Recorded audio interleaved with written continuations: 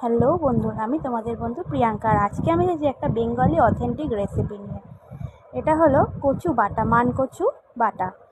ফার্স্টে আমি কচুটাকে ঘষে নিয়েছি ভালো করে, আর ওর মধ্যে দিয়েছি সর্ষে, রসুন, আর এখন দিয়ে দিচ্ছি হলুদ, নুন। আর কড়াইতে সর্ষের তেল ভালো করে গরম করে তার মধ্যে দিয়ে দিলাম কালো জিরের ফোড়ন। আর কচুটা দিয়ে ভালো করে এবার পুরো মিশ্রণটাই আর কি ভালো করে নাড়তে হবে, যাতে এর মধ্যে একটুও জল অবশিষ্ট না থাকে। তো দেখতেই পাচ্ছ, বারবার আমি এটাকে নেড়ে দিচ্ছি, বারবার পুরো দেখো একদম পুরো শুকনো হয়ে জাস্ট কড়াইয়ের সাথে একদম লেগে যাবে, আর লাস্টের দিকে তেল ছাড়তে শুরু করবে। তো বারে বারে এরমভাবেই নেড়ে যেতে হবে।